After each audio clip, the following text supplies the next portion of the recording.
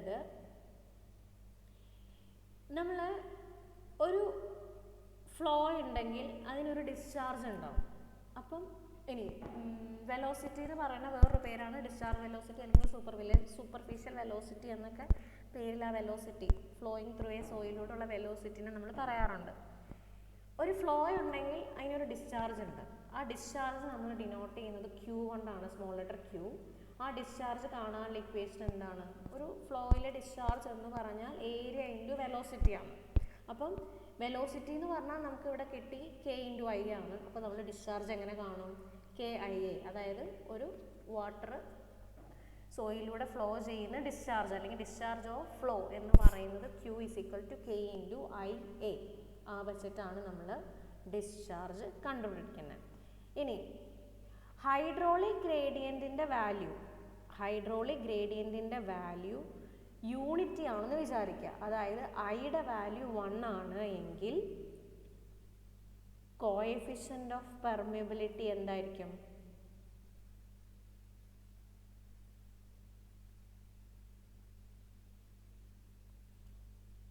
മനസ്സിലായോ? Hydraulic ഗ്രേഡിയൻറ്റിൻ്റെ value നമ്മൾ എഴുതി വച്ചു V is equal നമ്മൾ എഴുതി വെച്ചു ഇവിടെ V is equal to എന്താണ്? V is equal to K I ആണ്. അപ്പോൾ ഈ ഐയുടെ വാല്യൂ യൂണിറ്റി ആണ് എങ്കിൽ കോഎഫിഷ്യന്റ് ഓഫ് പെർമിയബിലിറ്റി എന്തായിരിക്കും? V ആണ്. അതായത് ആ സോയിലൂടെ എത്രത്തോളം വെലോസിറ്റിയിലാണോ വാട്ടർ ഫ്ലോ ചെയ്യുന്നത് അതിനോട് ഈക്വൽ ആയിരിക്കും എന്ത്? Coefficient of permeability. ദെൻ ഇനി അടുത്തത് ഡാർസീസ് ലോ. ഇതിനകത്തിന് കുറച്ച് FM റിലേറ്റ് ചെയ്ത 1-2 കാര്യങ്ങളുണ്ട്, അത് മനസ്സിലാക്കി വയ്ക്കുക. ഡാർസീസ് ലോ നമുക്ക് വാലിഡ് ആവണമെങ്കിൽ നമ്മൾ ആദ്യം പറയുന്ന കണ്ടീഷൻസ് ഫ്ലോ ലാമിനാർ ആവണം എന്നാണ്. പക്ഷെ ഒരിക്കലും ഒരു സോയിലൂടെ ഉള്ള ഫ്ലോ നമുക്ക് ലാമിനാർ ഫ്ലോ ആണെന്ന് പറയാൻ പറ്റില്ല. ലാമിനാർ ഫ്ലോ എന്ന് പറഞ്ഞാൽ എന്താണ്? Reynolds number less than or equal to 1 ആണ് എങ്കിലാണ് നമ്മൾ യൂഷ്വലി ലാമിനാർ ഫ്ലോ ആണെന്ന് പറയുന്നത്. അപ്പം സോയിലൂടെ ഉള്ളത് അതെപ്പോഴും ലാമിനാർ ആവണമെന്ന് നമുക്ക് ഉറപ്പ് പറയാൻ പറ്റത്തില്ല. അപ്പം ആ ഒരു ഡ്രോബാക്ക് നമ്മുടെ ഇതിനകത്തുണ്ട്. ഇനി നമ്മൾ പറയുന്നത് determination of coefficient of permeability. നമ്മൾ പറഞ്ഞു സോയിലിൻ്റെ പെർമിയബിലിറ്റി നമ്മൾ മെഷർ ചെയ്യുന്നത് ആ കോഎഫിഷ്യൻറ്റിൻ്റെ വാല്യൂ വെച്ചിട്ടാണ്. അപ്പോൾ ആ കോഎഫിഷ്യൻറ്റ് നമുക്ക് കണ്ടുപിടിക്കാൻ 2 മെത്തേഡാണുള്ളത്. ഒന്ന് കോൺസ്റ്റൻറ്റ് ഹെഡ് മെത്തേഡും ഒന്ന് വേരിയബിൾ ഹെഡ് മെത്തേഡും. Constant head permeability method, variable head permeability method. ഇത് രണ്ടും നമ്മൾ ലാബിൽ ചെയ്യിക്കാറുള്ള എക്സ്പെരിമെൻറ്റ്സ് ആണ്. ആദ്യത്തെയാണ് constant head permeability test. Okay, ഇതിൻ്റെ ഫിഗർ കാണിച്ചു തരാം. ഇതാണ് കോൺസ്റ്റൻറ്റ് ഹെഡ് പെർമിയബിലിറ്റിയുടെ ഒരു സെറ്റപ്പ്. കണ്ടോ എല്ലാവരും? ഓക്കെ, ഫിഗർ കാണാമോ? Okay, constant head permeability test ചെയ്യാൻ വേണ്ടി നമ്മൾ സെറ്റപ്പ് ചെയ്യുന്ന ഒരു ഇൻസ്ട്രുമെൻറ്റ് സെറ്റപ്പാണ് ഈ ഫിഗർ കാണുന്നത്. ഇനി ഇത് നോക്കുക, ഇതൊരു സിലിണ്ടറാണ്. ഓക്കെ, ഈ ഒരു പോർഷൻ ഇതിനെ നമ്മൾ പെർമിയോമീറ്റർ എന്ന് പറയും. ഓക്കെ, ഇതിന് സ്റ്റാൻഡേർഡ് ഡയമെൻഷൻസ് ഉണ്ട്, അത് മുകളിൽ എഴുതിയിട്ടുണ്ട്, ഞാൻ പറയാം. ഇനി ഇതിന് കോൺസ്റ്റൻറ്റ് ഹെഡ് എന്ന് പറയും. അപ്പോൾ പേര് കൊണ്ട് നിങ്ങൾ ഓർത്ത് വയ്ക്കുക, കോൺസ്റ്റൻറ്റ് ഹെഡ് ആണെന്ന് ഉദ്ദേശിച്ചു കഴിഞ്ഞാൽ നമ്മളിവിടെ സപ്ലൈ ചെയ്യുന്ന ഈ വാട്ടർ ടാങ്ക് കണ്ടോ, വാട്ടർ ഇങ്ങനെ സോയിലിലൂടെ ഇങ്ങനെ കടത്തി വിടുകയാണ്. അപ്പോൾ ഇതിങ്ങനെ എന്താണ്, ഒരു ഹെഡിൽ നിന്നാണ് നമ്മൾ, അതായത് ഒരു ടാങ്കിൽ നിന്നാണ് നമ്മൾ വെള്ളം കൊടുക്കുന്നത്. ഈ ടാങ്കിൽ ഉള്ള വെള്ളത്തിൻ്റെ ലെവൽ എപ്പോഴും കോൺസ്റ്റൻ്റ് ആയിരിക്കും. അതാണ് കോൺസ്റ്റൻറ്റ് ഹെഡ് പെർമിയബിലിറ്റി ടെസ്റ്റ് എന്ന് പറയുന്നത്. ഓക്കെ, ഇനി നമ്മൾ എന്താ ചെയ്യണമെന്ന് വെച്ചാൽ ഈ ഇൻസ്ട്രുമെൻറ്റിനെ നമ്മൾ പറഞ്ഞു പെർമിയോമീറ്റർ. ആ പെർമിയോമീറ്റർ എന്ന് പറയുന്നത് അതിൻ്റെ അടിയിൽ നമ്മളൊരു പോറസ് ഡിസ്ക് വയ്ക്കും. ഒരു ചെറിയ ചെറിയ സുഷിരങ്ങളുള്ള ചെറിയൊരു സർക്കുലർ ഷേപ്പിലുള്ള ഒരു ഡിസ്ക്കാണത്. അത് നമ്മൾ വയ്ക്കും.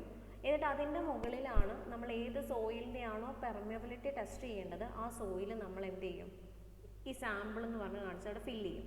അതിനുശേഷം വീണ്ടും ഒരു പോറസ് ഡിസ്ക് അതിൻ്റെ മുകളിൽ വയ്ക്കും. ദെൻ ആ മൗൾഡ് നമ്മൾ അടയ്ക്കും. എന്നിട്ട് നമ്മൾ ഈ വാട്ടർ ടാങ്കുമായിട്ട് കണക്ട് ചെയ്ത് വരുന്ന പൈപ്പ് ഉണ്ട്, ആ പൈപ്പ് നമ്മൾ അതിൻ്റെ മുകളിലേക്ക് കണക്ട് ചെയ്ത് കൊടുക്കും. ഓക്കെ, ഇനി ഇവിടെ 2-3 മെഷർ കാണിച്ചു തന്നിട്ടുണ്ട്. ഹൈറ്റ്, ഇതാണ് എച്ച്.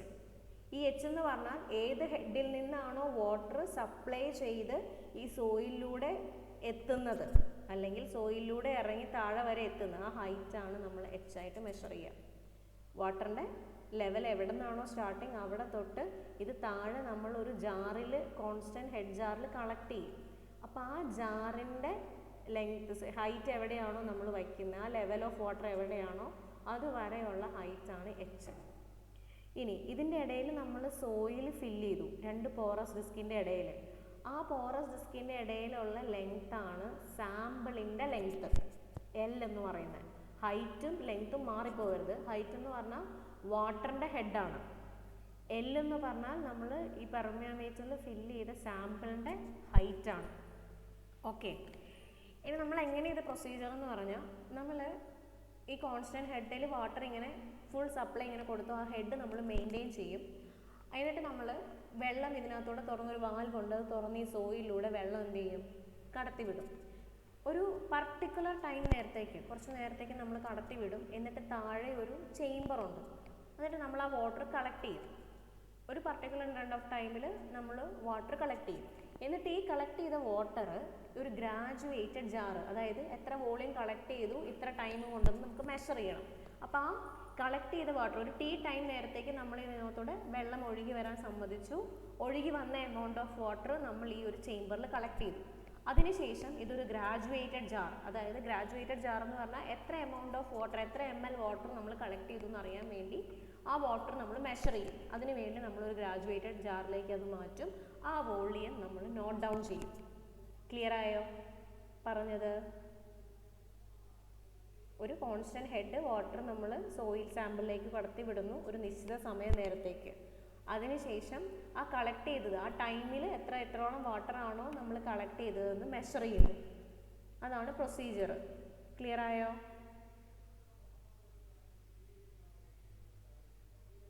ഓക്കെ. ഓക്കെ, അതിനുശേഷം നമുക്ക് ഇവിടെ കോൺസ്റ്റൻറ്റ് ഹെഡ് ആണെങ്കിൽ നമുക്കൊരു ഇക്വേഷൻ ഉണ്ട്. ഇതാണ് ഇക്വേഷൻ, Q × L/AH. അപ്പം കോൺസ്റ്റൻറ്റ് ഹെഡ് മെത്തേഡിൽ പെർമിയബിലിറ്റി കാണാനുള്ള ഇക്വേഷൻ എന്ന് പറഞ്ഞാൽ Q × L/AH ആണ്. Q എന്ന് പറഞ്ഞാൽ ഡിസ്ചാർജ്. അപ്പോൾ ഡിസ്ചാർജ് നമുക്ക് എങ്ങനെ കിട്ടും? ഒരു നിശ്ചിത ടൈമിലേക്കാണ് നമ്മളൊരു വോളിയം കളക്ട് ചെയ്തത്, അപ്പോൾ ആ വോളിയം ബൈ ടൈം ചെയ്യുമ്പോൾ ഡിസ്ചാർജ് കിട്ടും. എൽ എന്ന് പറഞ്ഞാൽ ആ സ്പെസിമെൻ്റെ ലെങ്ത്ത്, സോയിൽ എത്ര ഹൈറ്റിലാണോ ആ മൗൾഡിൽ ഫില്ല് ചെയ്തേക്കുന്നത് ആ ഹൈറ്റാണ് length of the specimen. Head എന്ന് പറഞ്ഞാൽ എത്ര ഹൈറ്റിൽ നിന്ന് താഴെ വരെയാണ് ആ വാട്ടർ ട്രാവൽ ചെയ്തത്, ആ ഹൈറ്റാണ് എച്ച് എന്ന് പറയുന്നത്. എ എന്ന് പറഞ്ഞാൽ cross sectional area of the sample, അത് π/4d². നമ്മൾ സർക്കുലർ ഷേപ്പിലുള്ള പെർമിയോമീറ്റർ യൂസ് ചെയ്യുക, അപ്പോൾ അതിൻ്റെ ഏരിയ π/4d². അപ്പോൾ ഈ ഇക്വേഷനിൽ ഡയറക്റ്റ് സബ്സ്റ്റിറ്റ്യൂഷൻ ചെയ്യുമ്പോൾ നമുക്ക് എന്ത് കിട്ടും? കോഎഫിഷ്യന്റ് ഓഫ് പെർമിയബിലിറ്റി കിട്ടും. ക്ലിയർ ആയോ?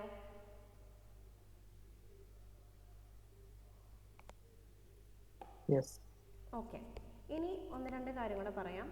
പെർമിയോമീറ്റർ എന്ന് പറഞ്ഞു. പെർമിയോമീറ്ററിൻ്റെ മൗൾഡ് യൂഷ്വലി 100 mm ഡയമീറ്റർ ആണ്. 127.3 mm ഹൈറ്റ് ഉണ്ട്. 1000 ml കപ്പാസിറ്റിയാണ് നമ്മൾ യൂഷ്വലി യൂസ് ചെയ്യുക. അതിൻ്റെ മുകളിൽ ഒരു കോളർ ഉണ്ടാകും. കോളർ എന്ന് പറഞ്ഞാൽ സീറ്റിങ്ങിന് വേണ്ടി വെക്കാൻ വേണ്ടിയിട്ടാണ്, നമ്മൾ കണക്ട് ചെയ്ത് കൊടുക്കാൻ വേണ്ടിയിട്ട് യൂസ് ചെയ്യുന്ന ഒരു സാധനമാണ്. അപ്പോൾ അത് ലാബിലുണ്ട്, ലാബിൽ വരുമ്പോൾ നിങ്ങൾക്ക് കാണാം. ഇനി കോൺസ്റ്റൻറ്റ് പെർമിയബിലിറ്റി നമ്മൾ യൂഷ്വലി ചെക്ക് ചെയ്യുന്നത് permeability relatively more permeable soils ആണ്. പെർമിയബിലിറ്റി കൂടുതൽ കിട്ടാൻ ചാൻസ് ഉള്ള സോയിൽസിനാണ് യൂഷ്വലി നമ്മൾ കോൺസ്റ്റൻറ്റ് ഹെഡ് മെത്തേഡിൽ ചെയ്യുന്നത്. കെയുടെ വാല്യൂ ഗ്രേറ്റർ ദാൻ 10⁻² mm/s ആണെങ്കിലാണ് യൂഷ്വലി നമ്മൾ അങ്ങനെ കിട്ടേണ്ട സോയിലിനാണ് നമ്മൾ യൂഷ്വലി ഈ മെത്തേഡ് പ്രിഫർ ചെയ്യുന്നത്.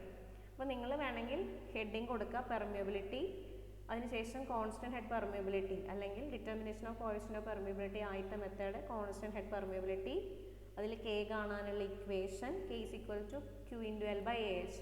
ഡയറക്റ്റ് ക്വസ്റ്റ്യൻ ആണ്, സിംപ്ലി ഇക്വേഷനിൽ സബ്സ്റ്റിറ്റ്യൂട്ട് ചെയ്യാനേ ഉള്ളൂ. മിക്ക ക്വസ്റ്റ്യൻ പേപ്പറിലും ചോദിച്ച് കാണാറുള്ള ക്വസ്റ്റ്യൻ ആണ് ഈ കോഎഫിഷ്യന്റ് ഓഫ് പെർമിയബിലിറ്റി കാണാനായിട്ട്. അടുത്തൊരു മെത്തേഡ് ഉണ്ട്, ഏതെങ്കിലും ഒരു മെത്തേഡിൽ നിന്ന് ഒരു ഷുവർ ക്വസ്റ്റ്യൻ ആണ്. ഇക്വേഷൻ നോട്ട് ചെയ്ത് വെച്ചോ, അതിൻ്റെ വാല്യൂസ് എന്തൊക്കെയാണ്. ക്യൂ എന്ന് പറഞ്ഞാൽ ഡിസ്ചാർജ് ആണ്, ഡിസ്ചാർജ് എന്ന് പറഞ്ഞാൽ volume of water collected by time ആണ്.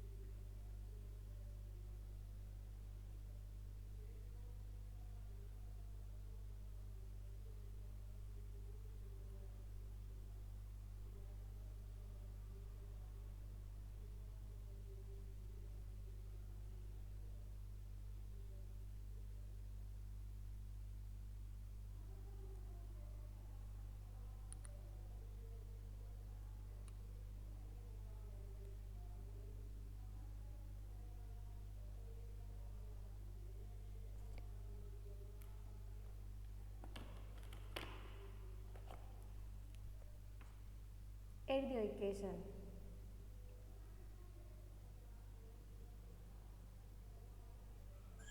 ഇല്ല ഇല്ല ഇല്ല.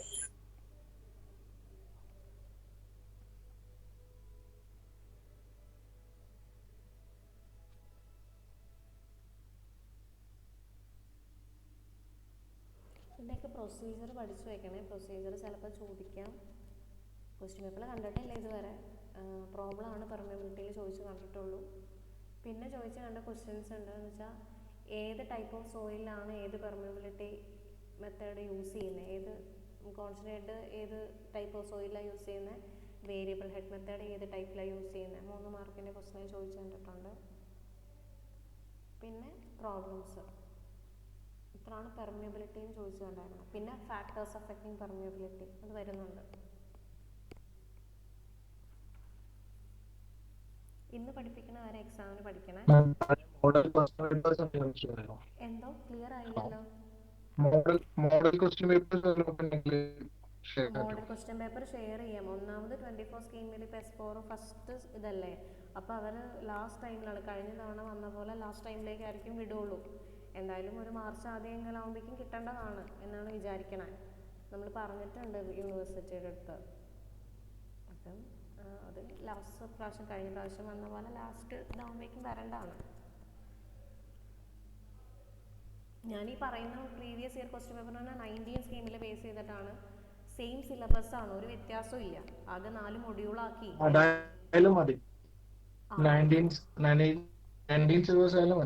19 സിലബസ് സ്കീമിൽ ക്വസ്റ്റ്യൻ പേപ്പർ ഇതുവരെ കഴിഞ്ഞ എല്ലാം ഞാൻ ഇട്ടുതരാം. ഇഷ്ടം പോലെ ഉണ്ട്, അത് ഇട്ടുതരാം. സ്കീം ഇട്ടുതരാം. സെയിം സിലബസ് ആണ്. പിന്നെ 5 മൊഡ്യൂളാക്കി, 5 മൊഡ്യൂൾ എന്നുള്ളത് 4 മൊഡ്യൂളാക്കി എന്നുള്ള വ്യത്യാസം മാത്രമേ ഉള്ളൂ. വേറെ ഒരു വ്യത്യാസവും സിലബസിനില്ല. അപ്പോൾ എങ്ങനെ പോയാലും ഏകദേശം സെയിം പാറ്റേൺ ഓഫ് ക്വസ്റ്റ്യൻസ് ആയിരിക്കും. പിന്നെ ചില പോർഷൻസ് മൊഡ്യൂൾ വൈസ് അങ്ങോട്ടും ഇങ്ങോട്ടും ഒക്കെ മാറ്റിയിട്ടിട്ടുണ്ടെന്നല്ലാതെ വേറെ വേരിയേഷൻസ് ഇല്ല സിലബസിൽ. ഓക്കെ, എഴുതിയില്ലേ ഇക്വേഷൻ?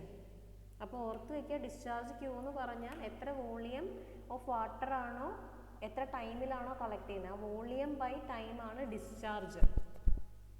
ബാക്കി L എന്ന് പറഞ്ഞാൽ സ്പെസിമെൻ്റെ ഹൈറ്റ് ആണ്. സ്പെസിമെൻ്റെ ഹൈറ്റ്, അതായത് സോയിൽ എത്ര ഹൈറ്റിലാണ് ഫില്ല് ചെയ്തേക്കുന്നത്. ഹെഡ് എന്ന് പറഞ്ഞാൽ H എന്ന് പറഞ്ഞാൽ ഹെഡാണ്, വാട്ടറുമായിട്ട് റിലേറ്റ് ചെയ്യുന്നത്. വാട്ടർ എത്ര ഹൈറ്റിൽ നിന്നാണ് ഫ്ലോ ചെയ്ത് വരുന്നത്, താഴെ നമ്മൾ കളക്ട് ചെയ്യുന്നത് വരെ ഉള്ള ഹൈറ്റ്. A എന്ന് പറഞ്ഞാൽ മൗൾഡിൻ്റെ ക്രോസ് സെക്ഷണൽ ഏരിയ. ഓക്കെ,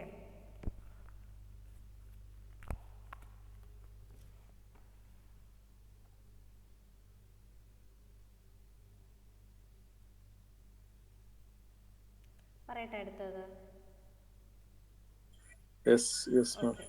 ഇനി അടുത്ത മെത്തേഡാണ് variable head. Relatively less permeable സോയിൽസിലാണ് യൂഷ്വലി അത് യൂസ് ചെയ്യാം. ദെൻ അതിൻ്റെ ഇൻസ്ട്രുമെൻറ്റ് സെറ്റപ്പ് കാണിച്ചു തരാം. ഓക്കെ, ഇതാണ് വേരിയബിൾ ഹെഡ്. മറ്റേതെന്ന് വെച്ചാൽ കോൺസ്റ്റന്റ് ഹെഡാണ്. അപ്പോൾ നമ്മൾ ഒരു വാട്ടർ ടാങ്ക് ഒരു ലെവലിൽ വാട്ടർ മെയിൻറ്റെയിൻ ചെയ്തിട്ട് അവിടെ നിന്ന് നമ്മൾ സപ്ലൈ ചെയ്യും. ഇവിടെ പക്ഷെ അങ്ങനെയല്ല, വേരിയബിൾ ആണ്. അതായത് ഇവിടെ 2 സ്റ്റാൻഡ് പൈപ്പ് കണക്ട് ചെയ്തിട്ടുണ്ട്. ഓക്കെ, ഇത് സ്റ്റാൻഡ് പൈപ്പ് എന്ന് പറയും. അപ്പം ഈ സ്റ്റാൻഡ് പൈപ്പിൽ നമ്മൾ ഗ്രാജുവേഷൻസ് നമുക്ക് റീഡ് ചെയ്യാം. എത്ര ഹൈറ്റിലാണ് ഇനീഷ്യൽ, എത്ര ഹൈറ്റ് വരെ മൂവ് ചെയ്തു എന്ന് നമുക്ക് അതിന് മാർക്കിങ്സ് വെച്ചിട്ടുണ്ട്, അതിൽ നമുക്ക് റീഡ് ചെയ്യാം. പെർമിയോമീറ്റർ അറേഞ്ച് ചെയ്യുന്ന എല്ലാം സെയിം പ്രൊസീജിയറാണ്. പെർമിയോമീറ്ററിൽ നമ്മൾ പോറസ് സ്റ്റോൺ വയ്ക്കും, സാമ്പിൾ വയ്ക്കും, ദെൻ പോറസ് സ്റ്റോൺ വയ്ക്കും, എന്നിട്ട് ഈ സ്റ്റാൻഡ് പൈപ്പിലേക്ക് കണക്ട് ചെയ്യും. അതിനുശേഷം ഇനീഷ്യലി വാട്ടർ ഫ്ലോ ചെയ്യാൻ തുടങ്ങുന്നതിന് മുന്നേ നമ്മളിവിടെ ഒരു വാൽവ് ഉണ്ട്, അത് തുറന്നു കൊടുക്കണം. അപ്പോൾ ആ വാൽവ് നമ്മൾ ഓപ്പൺ ചെയ്യുന്നതിന് മുന്നേ ഇനീഷ്യലി ഈ സ്റ്റാൻഡ് പൈപ്പിലെ വാട്ടർ ഏത് ഹൈറ്റിലായിരിക്കുന്നതെന്ന് നോക്കും. താഴെ നമ്മൾ കളക്ട് ചെയ്യുന്ന വാട്ടർ കളക്ട് ചെയ്യാനായിട്ടൊരു ചേംബറുണ്ട്, അവിടെ തൊട്ട് ഇനീഷ്യലി ഈ സ്റ്റാൻഡ് പൈപ്പിൽ എത്രയാണോ ഹൈറ്റ് ആ H1 നമ്മൾ നോട്ട് ചെയ്യും. അതിനുശേഷം ഒരു നിശ്ചിത സമയത്തേക്ക്, ഒരു ടൈം പീരീഡ് T ടൈമിലേക്ക് നമ്മൾ സോയിലൂടെ വാട്ടർ ഫ്ലോ ചെയ്യാൻ അനുവദിക്കും. ആ ടൈം എത്തിക്കഴിയുമ്പോൾ സ്റ്റോപ്പ് ചെയ്യും. സ്റ്റോപ്പ് ചെയ്ത് കഴിയുമ്പോൾ ഈ സ്റ്റാൻഡ് പൈപ്പിൽ ഫൈനൽ ഹൈറ്റ് എത്രയാണ് നോട്ട് ഡൗൺ ചെയ്യും, H2. അതായത് ഫൈനൽ വന്ന് നിൽക്കുന്ന സ്റ്റാൻഡ് പൈപ്പിലെ വാട്ടറിൻ്റെ ലെവൽ. ആ ഹൈറ്റ് H2 എവിടെ തൊട്ടാണ്, കളക്ട് ചെയ്യുന്ന ചേംബർ തൊട്ട് സ്റ്റാൻഡ് പൈപ്പിലെ ഫൈനൽ വാട്ടറിൻ്റെ ലെവൽ വരെ നമ്മൾ T ടൈം തുറന്നു വിട്ടതിന് ശേഷം ബാക്കി വരുന്ന ലെവൽ, ആ ഹൈറ്റ് നമ്മൾ നോട്ട് ഡൗൺ ചെയ്യും. സ്പെസിമെൻ്റെ ലെങ്ത് എന്ന് പറഞ്ഞാൽ L തന്നെ, സ്മോൾ ലെറ്റർ L. അതായത് എത്ര ഹൈറ്റിലാണോ പെർമിയോമീറ്ററിൽ ആ സാമ്പിൾ നമ്മൾ ഫില്ല് ചെയ്തേക്കുന്നത് ആ ലെങ്ത് ആണ് സ്പെസിമെൻ്റെ ഹൈറ്റ്, അല്ലെങ്കിൽ ലെങ്ത് ഓഫ് ദി സ്പെസിമെൻ എന്ന് പറയുന്നത്. ഇനി അതിനുശേഷം കോഎഫിഷ്യൻ്റ് ഓഫ് പെർമിയബിലിറ്റി കാണാൻ നമുക്കൊരു ഇക്വേഷൻ ഉണ്ട്. ഇതാണ് 2.303 small letter A into L by capital letter A into T log 10 to the base H1 by H2. അതിൽ സ്മോൾ ലെറ്റർ A എന്ന് പറഞ്ഞാൽ നമ്മൾ യൂസ് ചെയ്ത സ്റ്റാൻഡ് പൈപ്പിൻ്റെ ഏരിയ, L എന്ന് പറഞ്ഞാൽ നേരത്തെ പോലെ തന്നെ സോയിൽ സ്പെസിമെൻ്റെ ലെങ്ത്ത്, ക്യാപിറ്റൽ ലെറ്റർ A എന്ന് പറഞ്ഞാൽ നമ്മൾ ഫില്ല് ചെയ്ത മൗൾഡിൻ്റെ ക്രോസ് സെക്ഷണൽ ഏരിയ അല്ലെങ്കിൽ സോയിൽ സാമ്പിളിൻ്റെ ക്രോസ് സെക്ഷണൽ ഏരിയ, H1 എന്ന് പറഞ്ഞാൽ ഇനീഷ്യൽ ഹൈറ്റ്, H2 എന്ന് പറഞ്ഞാൽ ഫൈനൽ ഹൈറ്റ്, അതെടുത്ത ടൈം, H1-ൽ നിന്ന് H2 എത്താൻ എടുത്ത ടൈമാണ് സ്മോൾ ലെറ്റർ T. ഈ ഇക്വേഷൻ യൂസ് ചെയ്തിട്ടാണ് നമ്മൾ വേരിയബിൾ ഹെഡ് മെത്തേഡിൽ കോഎഫിഷ്യൻ്റ് ഓഫ് പെർമിയബിലിറ്റി കാൽക്കുലേറ്റ് ചെയ്യണം. ക്ലിയർ ആയോ? വേരിയബിൾ ഹെഡ് എന്ന് പറഞ്ഞാൽ അപ്പോൾ ഓർക്കുക, ഒരു പൈപ്പ് കണക്ട് ചെയ്തിട്ടുണ്ട്, ആ പൈപ്പിന് സ്റ്റാൻഡ് പൈപ്പ് എന്ന് പറയും. ഇനീഷ്യലി ഉള്ള വാട്ടർ ലെവൽ നമ്മൾ നോക്കും, സോയിൽ സാമ്പിൾ നമ്മൾ ആ പെർമിയോമീറ്റർ നമ്മൾ ആ സെറ്റപ്പിലേക്ക് ഫിറ്റ് ചെയ്യും. ഫിറ്റ് ചെയ്യണത് എങ്ങനെയാണ്, പോറസ് സ്റ്റോൺ വയ്ക്കും, രണ്ട് എൻഡിലും നടുക്ക് സാമ്പിൾ ഫില്ല് ചെയ്യും, എന്നിട്ട് അടിയിലൊരു വാട്ടർ കളക്ട് ചെയ്യാനുള്ള ഒരു ചേംബറും കാണും. അതിനുശേഷം ഒരു ഇനീഷ്യൽ വാട്ടർ ലെവൽ എത്രയാണോ ഹൈറ്റ് നമ്മൾ നോട്ട് ഡൗൺ ചെയ്യും. ഒരു നിശ്ചിത സമയത്തേക്ക് നമ്മൾ ആ സോയിലൂടെ വാട്ടർ ഫ്ലോ ചെയ്യാൻ അനുവദിക്കും. ആ ടൈം കഴിഞ്ഞ് കഴിയുമ്പോൾ വാൽവ് നമ്മൾ ക്ലോസ് ചെയ്യും. ഫൈനലി സ്റ്റാൻഡ് പൈപ്പിൽ എത്ര ഹൈറ്റിലാണ് വാട്ടർ ലെവൽ ഉള്ളതെന്ന് മെഷർ ചെയ്യും. അതിനുശേഷം നമ്മൾ ഈ ഇക്വേഷനിൽ സബ്സ്റ്റിറ്റ്യൂട്ട് ചെയ്യും. അതിൽ സ്മോൾ ലെറ്റർ എന്ന് പറഞ്ഞാൽ നമ്മൾ യൂസ് ചെയ്ത സ്റ്റാൻഡ് പൈപ്പിൻ്റെ ഏരിയ ആണ്. L എന്ന് പറഞ്ഞാൽ നമ്മൾ ആ പെർമിയോമീറ്ററിൽ ഫില്ല് ചെയ്യുന്ന സാമ്പിളിൻ്റെ ലെങ്ത്ത്, ആ ഹൈറ്റ് ആണ് ഇവിടെ ലെങ്ത് ആയിട്ട് എടുക്കുന്നത്, length of the specimen. H എന്ന് പറയുന്നത് ഹൈറ്റ് ഡിഫറൻസ് ആണ്, വാട്ടർ ഏത് ലെവൽ തൊട്ട് ഏത് ലെവൽ വരെയാണുള്ളത് ആ വാട്ടറിന് മൂവ്മെൻറ്റ് ചെയ്യുന്ന ഹൈറ്റ് ആണ് H കൊണ്ട് മെഷർ ചെയ്യുന്നത്. അപ്പോൾ H1 initial height, H2 final height. ആ ടൈം എത്ര ടൈം കൊണ്ടാണ് ആ ഹൈറ്റ് ഡിഫറൻസ് ഉണ്ടായത്, ആ ടൈമാണ് T. ഓക്കെ,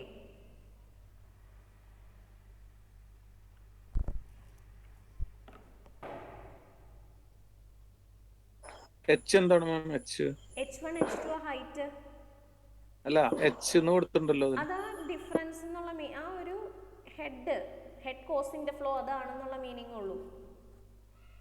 നമ്മൾ ഈ H1 വരെ ഫിൽ ചെയ്ത് നിർത്തിയതിന് ശേഷം ലെവലാണ്, അതായത് നമ്മൾ ഈ വെള്ളം സ്റ്റാൻഡ് പൈപ്പിൽ ആദ്യം ഒരു ലെവൽ നിറച്ചു വെക്കും, ആ ലെവലാണ് H1. അതിനുശേഷം ഒരു T ടൈമിലേക്ക് നമ്മൾ ആ വാൽവ് തുറന്നു കൊടുക്കും. അപ്പോൾ സോയിലൂടെ വെള്ളം ഇങ്ങനെ അരിച്ചിറങ്ങി താഴെ നമ്മൾ കളക്ട് ചെയ്യും. കുറച്ച് കുറച്ച് സമയത്തേക്ക് നമ്മൾ കളക്ട് ചെയ്യും. അതിനുശേഷം ആ വാൽവ് ക്ലോസ് ചെയ്യും. ആ കഴിയുമ്പം ഈ സ്റ്റാൻഡ് പൈപ്പിലെ വാട്ടറിൻ്റെ ലെവലാണ് H2. അത് മെഷർ ചെയ്യുന്നത് നമ്മൾ ഈ താഴെ കളക്ട് ചെയ്യുന്ന ചേംബർ തൊട്ട് വാട്ടറിൻ്റെ ലെവൽ സ്റ്റാൻഡ് പൈപ്പിൽ എവിടെ വരെയാണോ ആ ലെവലാണ് നമ്മൾ H1 H2 ആയിട്ട് മെഷർ ചെയ്യുന്നത്. H1 എന്ന് പറഞ്ഞാൽ ഇനീഷ്യൽ ആയിരിക്കും, പ്രൊസീജിയർ തുടങ്ങുന്നതിന് മുന്നേ. H2 എന്ന് പറഞ്ഞാൽ പ്രൊസീജിയർ കംപ്ലീറ്റ് ആയതിനു ശേഷം.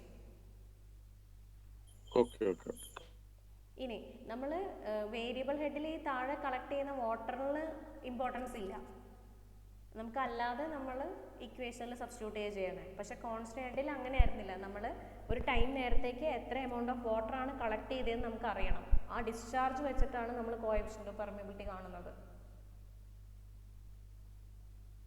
ഇതിലങ്ങനെയല്ല, ഹെഡ് ഡിഫറൻസ് എത്രയാണോ അത് വെച്ചിട്ടാണ് നമ്മൾ ചെയ്യുന്നത്.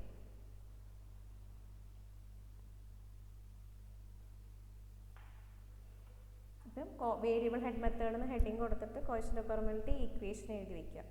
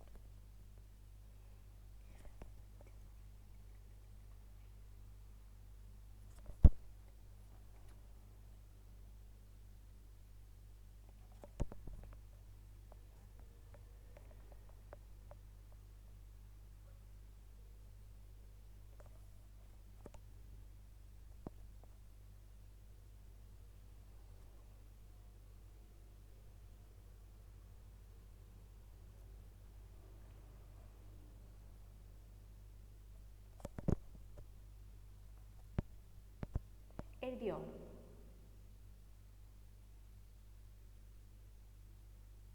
ഇക്വേഷൻ കാണാതെ പഠിക്കുന്നത്. ഇക്വേഷന് ഡയറക്റ്റ് സബ്സ്റ്റിറ്റ്യൂഷൻ ആണ് എപ്പോഴും പ്രോബ്ലം. ഓക്കെ, നീ ഒന്ന് രണ്ട് കാര്യങ്ങൾ പറഞ്ഞിട്ട് നിർത്തും, തിയറി കംപ്ലീറ്റ് ആക്കിയിട്ട് നിർത്താം, അല്ലെങ്കിൽ പിന്നെയും പാടാം. ഓക്കെ, അടുത്തതാണ് കോഎഫിഷ്യൻ്റ് ഓഫ് പെർമിയബിലിറ്റീനെ അഫക്റ്റ് ചെയ്യുന്ന ഫാക്ടേഴ്സ്. അതിന് ഏറ്റവും എളുപ്പമുള്ളൊരു മാർഗം ഈ ഒരു ഇക്വേഷൻ ഓർത്ത് വയ്ക്കുക. C gamma W by mu E cube by 1 + E D square. അതിൽ കെ എന്ന് പറഞ്ഞാൽ കോഎഫിഷ്യൻ്റ് ഓഫ് പെർമിയബിലിറ്റി ആണ്, മ്യൂ എന്ന് പറഞ്ഞാൽ viscosity of water, E void ratio, capital letter D particle size, C എന്ന് പറഞ്ഞാൽ coefficient related to shape of the particle. ഇത്രയും ഫാക്ടേഴ്സിനെ ഡിപ്പെൻഡ് ചെയ്യും. മെയിൻലി ഇത്രയും ഫാക്ടേഴ്സിനാണ് പെർമിയബിലിറ്റി ഡിപ്പെൻഡ് ചെയ്യുന്നത്. ഓക്കെ, പറഞ്ഞു പോട്ടെ. നിങ്ങൾ ഇക്വേഷൻ ഫോട്ടോസ്റ്റാറ്റ് ഒക്കെ വെച്ച് വെച്ചാൽ ഇക്വേഷൻ പഠിക്കാൻ പറ്റിയില്ലെങ്കിലും ഈ ഏതൊക്കെയാണ് ഇൻഫ്ലുവൻസ് ചെയ്യുന്ന ഫാക്ടേഴ്സ് എങ്കിലും ഓർത്ത് വയ്ക്കുക. ഓക്കെ, ആദ്യത്തെയാണ് പാർട്ടിക്കിൾ സൈസ്. നമ്മുടെ പാർട്ടിക്കിൾ സൈസ് ഡിനോട്ട് ചെയ്യുന്ന ഡി കൊണ്ടാണ്. ഡി സ്ക്വയറിനോട് പ്രപ്പോർഷണലായിരുന്നു. അപ്പം പാർട്ടിക്കിളിൻ്റെ സൈസ് വലുതാവും തോറും സ്ക്വയർ ടൈംസ് ആണ് കോഎഫിഷ്യൻ്റ് ഓഫ് പെർമിയബിലിറ്റി ഇൻക്രീസ് ചെയ്യുന്നത്. അപ്പം വലിയ സൈസ് കോഴ്സ് ഗ്രെയിൻഡ് പാർട്ടിക്കിളിന് പെർമിയബിലിറ്റി എങ്ങനെയായിരിക്കും? കൂടുതലായിരിക്കും compared to fine grain. Clear ആയോ? കെയുടെ value proportional to D square ആണ്. ജസ്റ്റ് ഓരോ ടൈം വെച്ച് പറഞ്ഞു എന്നേ ഉള്ളൂ. പ്രൊപ്പോർഷണൽ ടു ഡി സ്ക്വയർ, ഓരോ ടൈമിനോട് പ്രൊപ്പോർഷണൽ ആണോ ഇൻവേഴ്സ്ലി പ്രൊപ്പോർഷണൽ ആണോ അത് വെച്ച് ജസ്റ്റ് പറഞ്ഞു എന്നേ ഉള്ളൂ. ഓക്കെ, അടുത്തത് സ്ട്രക്ചറാണ്. നമ്മൾ സോയിലിന് പല രീതിയിലുള്ള സ്ട്രക്ചർ പഠിച്ചു. ഫ്ലോക്കുലേറ്റഡ്, ഡിസ്പേഴ്സ്ഡ്, ഹണി കോംബ്, അങ്ങനെ പല സ്ട്രക്ചർ നമ്മൾ കണ്ടു. അപ്പം സെയിം വോയിഡ് റേഷ്യോ ഉള്ള ഒരു സോയിൽ ഫ്ലോക്കുലേറ്റഡ് സ്ട്രക്ചറും ഡിസ്പേഴ്സ്ഡ് സ്ട്രക്ചറും കൺസിഡർ ചെയ്യാം. അങ്ങനെയാണെങ്കിൽ വോയിഡ് റേഷ്യോ അതിന് സെയിം ആണെങ്കിൽ പെർമിയബിലിറ്റി കൂടുതൽ ഫ്ലോക്കുലേറ്റഡിനായിരിക്കും. അതാണ് പറഞ്ഞത്, വോയിഡ് റേഷ്യോ സെയിം ആയിട്ടുള്ള സോയിൽ അത് ഫ്ലോക്കുലേറ്റഡ് സ്ട്രക്ചറിലും ഇരിക്കുന്നു, ഡിസ്പേഴ്സ്ഡ് സ്ട്രക്ചറിലും ഇരിക്കുന്നു. അങ്ങനെയാണെങ്കിൽ ഫ്ലോക്കുലേറ്റഡിനായിരിക്കും പെർമിയബിലിറ്റി കൂടുതൽ. ഇനി വേറൊരു കേസ് ഉണ്ട്.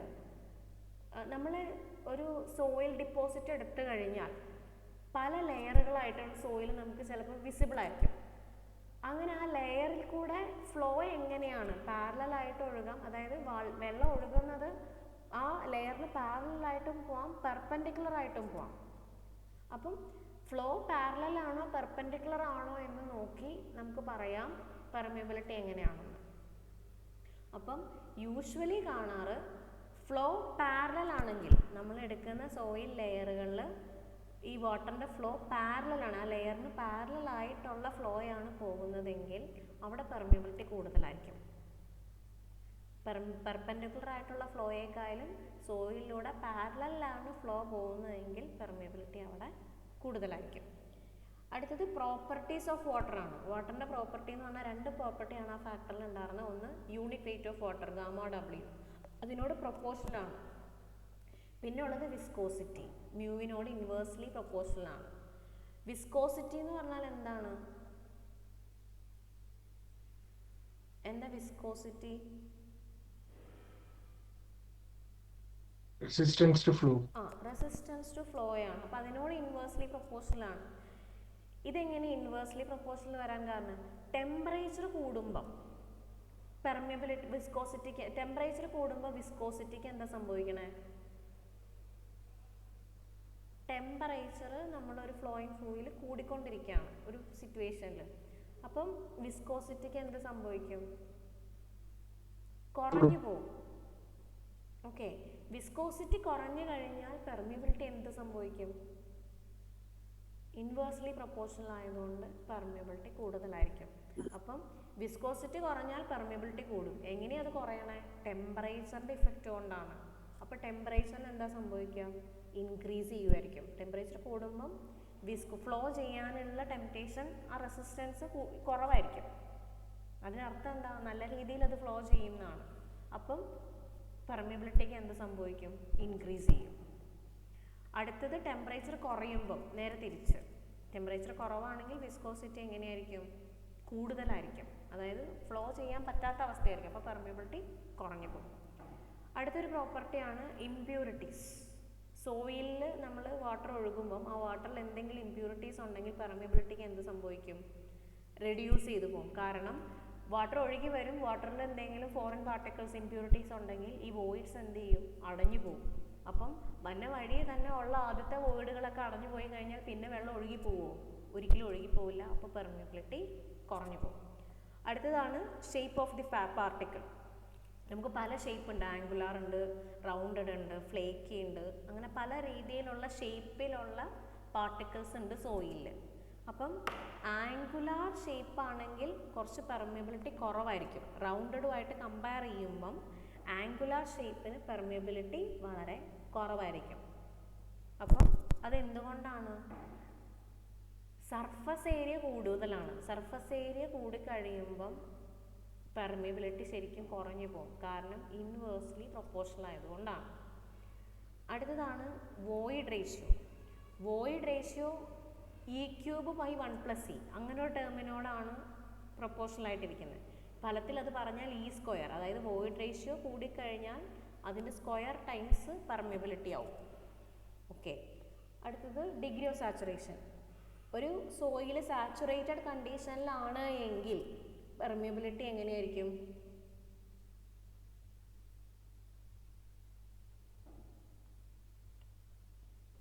ഫുള്ളി പെർമിയബിലിറ്റി ഓഫ് ഒരു സോയില് സാച്ചുറേറ്റഡ് കണ്ടീഷനിലാണെങ്കിൽ എന്താണ് സംഭവിക്കുക? പെർമിയബിലിറ്റി ഒട്ടും സാച്ചുറേറ്റഡ് അല്ലെങ്കിൽ അത് വെള്ളം നല്ല രീതിയിൽ ഒഴുകി പോവുമായിരിക്കും വോയിഡ് സ്പേസിനനുസരിച്ച്. പക്ഷേ പാർഷ്യലി സാച്ചുറേറ്റഡ് സോയിലിൻ്റെ പെർമിയബിലിറ്റി വളരെ കുറവായിരിക്കും ഫുള്ളി സാച്ചുറേറ്റിനെ വെച്ച് നോക്കുമ്പോൾ. Permeability of partially saturated soil is less than that of fully saturated soil. Fully saturated സോയിലിനേക്കാളും കുറവായിരിക്കും പാർഷ്യലി സാച്ചുറേറ്റഡ് സോയിലിന്. കാരണം എന്താ? എയർ വോയിഡ്സിൻ്റെ പ്രസൻസ് ഉണ്ടാവാൻ സാധ്യതയുണ്ട്. അതുകൊണ്ടാണ് പാർഷ്യലി സാച്ചുറേറ്റഡ് സോയിലിന് പെർമിയബിലിറ്റി ഫുള്ളി സാച്ചുറേറ്റിനേക്കാളും കുറയാൻ കാരണം.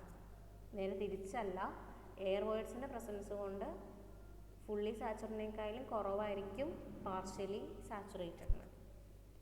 ലാസ്റ്റ് വൺ അഡ്സോർബ്ഡ് വാട്ടർ ആണ്. അഡ്സോർബ്ഡ് വാട്ടർ എന്ന് പറഞ്ഞാൽ സോയിലിൻ്റെ സർഫസിൽ ഒരു thin layer of water form ചെയ്യും. ഇതിങ്ങനെ വന്നു കഴിയുമ്പോഴേക്കും പോർസിൽ ഒരു ഒബ്സ്ട്രക്ഷൻ ആയിരിക്കും. അപ്പോൾ പെർമിയബിലിറ്റി റെഡ്യൂസ് ചെയ്ത് പോകും. ഇത്രയും ഫാക്ടേഴ്സാണ് പെർമിയബിലിറ്റീനെ അഫക്റ്റ് ചെയ്യുന്നത്. ഇനി രണ്ട് കാര്യം കൂടെ ഉണ്ട്, അതുകൊണ്ട് പറഞ്ഞിട്ട് നിർത്താം.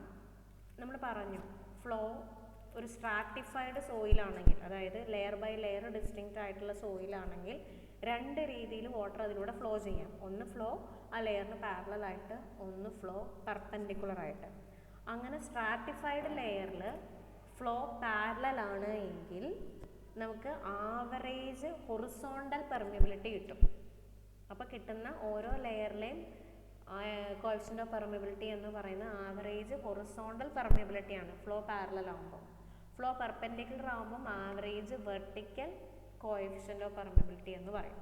അപ്പം ആദ്യത്തെ കേസ് ഇതാണ്, flow parallel to plane of stratification. നിങ്ങൾ നോക്കിയേ, 3 ലെയർ ഉണ്ട്. ആ 3 ലെയറിൽ കൂടെ ഫ്ലോ എങ്ങനെയാണ്? പാരലലാണ്. അതിൽ ആദ്യത്തെ ലെയറിലൂടെയുള്ള ഡിസ്ചാർജ് അല്ല രണ്ടാമത്തെ ലെയറിലൂടെ, അത്രയല്ല മൂന്നാമത്തെ ലെയറിലെ 3 ലെയറിൽ കൂടെ ഉള്ള ഡിസ്ചാർജ് എന്ന് പറഞ്ഞാൽ ഡിഫറെൻ്റ് ആണ്. കാരണം ആ ഓരോ ലെയറിലെയും സോയിൽ എങ്ങനെയാണോ ഇരിക്കുന്നത്, സോയിലിൻ്റെ പ്രോപ്പർട്ടി എന്താണോ അതിനനുസരിച്ച് ആ ഡിസ്ചാർജിൽ വ്യത്യാസം കാണും. അപ്പോൾ നമുക്ക് പറയാം ടോട്ടൽ ഡിസ്ചാർജ് എന്ന് പറയുന്നത്, അതായത് ഈ ലെയറിലേക്ക് എല്ലാം കൂടെ സപ്ലൈ ചെയ്യുന്ന ഒറ്റ എമൗണ്ട് ഓഫ് വാട്ടർ ആയിരിക്കും. ആ ഡിസ്ചാർജ് എന്ന് പറയുന്നത് എന്തിനോട് ഈക്വൽ ആയിരിക്കും? 3 ഇൻഡിവിജ്വൽ ലെയറിലെയും ഡിസ്ചാർജിൻ്റെ സമ്മിനോട് ഈക്വൽ ആയിരിക്കും. അപ്പോൾ നമുക്ക് ആവറേജ് ഹൊറിസോണ്ടൽ പെർമിയബിലിറ്റി എന്ന് പറയുന്നത് ഈ ഇക്വേഷൻ വെച്ച് കണ്ടുപിടിക്കാം. KH is equal to K1H1 plus K2H2 plus etc. up to KNHN divided by H1 plus H2 plus H3. അതിൽ KH എന്ന് പറഞ്ഞാൽ average horizontal permeability, K1 K2 K3 എന്ന് പറഞ്ഞാൽ ഓരോ ലെയറിലും ഉള്ള പെർമിയബിലിറ്റിയുടെ വാല്യൂ, H1 H2 H3 എന്ന് പറഞ്ഞാൽ ഓരോ ഇൻഡിവിജ്വൽ ലെയറിൻ്റെ ഹൈറ്റ്. ഇത് വളരെ ഇമ്പോർട്ടൻ്റ് ആണ്. ഇങ്ങനെ ലെയർ തന്നിട്ട് ഹൊറിസോണ്ടലും പെർപെൻഡിക്കുലറും ആണ് ഫ്ലോ എങ്കിൽ KHും KVയും കാണാൻ ക്വസ്റ്റ്യൻ പേപ്പറിൽ ചോദിക്കാറുണ്ട്. ഓക്കെ, ഇതിന്റെ പ്രോബ്ലം അടുത്ത ക്ലാസ്സിൽ എടുക്കൂല മാം? ഉറപ്പായിട്ടും എടുക്കും. ഇതിന്റെ പ്രോബ്ലം ഷുവർ ആണ്. അടുത്തത് ഫ്ലോ പെർപെൻഡിക്കുലർ ആണെങ്കിൽ, ഫ്ലോ പെർപെൻഡിക്കുലർ ആയിട്ട് നോക്കിയേ, ഓരോ ലെയറിനും പെർപെൻഡിക്കുലർ ആണ്. ഓക്കെ, Q1 Q2 Q3 മൂന്നും ആ ലെയറിന് പെർപെൻഡിക്കുലർ ആയിട്ടാണ് ഫ്ലോ ചെയ്യുന്നത്. പെർപെൻഡിക്കുലർ ആകുമ്പോൾ നമുക്ക് കിട്ടുന്ന അവിടെ നമ്മൾ ഡിസ്ചാർജ് അല്ല, സം ഹെഡാണ്. H എന്ന് പറയുന്നത് ടോട്ടൽ ഹൈറ്റ് എന്ന് പറയുന്നത് H1 plus H2 plus H3. ഓരോ ലെയറിൽ കൂടെ പാസ് ചെയ്യുന്ന വാട്ടറിൻ്റെ ഹെഡ് എന്ന് പറയുന്നത് ഈക്വൽ ആയിരിക്കും. അപ്പം ടോട്ടൽ ഹെഡ് എന്ന് പറയുന്നത് H1 plus H2 plus H3 ആയിരിക്കും. അങ്ങനെ നമ്മൾ സോൾവ് ചെയ്യുമ്പം KV is equal to H1 plus H2 plus H3 whole divided by H1 by K1 plus H2 by K2 plus H3 by K3. അതിൽ KVനെ average permeability of soil deposit with perpendicular flow അല്ലെങ്കിൽ average permeability of soil in vertical direction എന്ന് പറയും. H1 H2 ഓരോ ലെയറിൻ്റെ height, K1 K2 K3 ഓരോ ലെയറിൻ്റെ coefficient of permeability. എപ്പോഴും ഓർക്കുക, horizontal permeability ആയിരിക്കും വേർട്ടിക്കൽ പെർമിയബിലിറ്റിയുടെ വാല്യൂവിനേക്കാളും കൂടുതൽ. ഓക്കെ, ഇനി ഇതിൻ്റെ 3-4 പ്രോബ്ലംസ് ഉണ്ട്, അത് അടുത്ത ക്ലാസ്സിൽ ചെയ്യിക്കാം. ഓക്കെ, പറഞ്ഞത് മനസ്സിലായോ? ഈ നോട്ട് പ്രിൻ്റ് എടുക്കുക, ഇക്വേഷൻസ് പഠിക്കുക, ഡയറക്റ്റ് സബ്സ്റ്റിറ്റ്യൂഷൻസ് ആണെല്ലാം. ഓക്കെ, അറ്റൻഡൻസ് ഞാൻ മാർക്ക് ചെയ്തോളാം. Okay, thank you.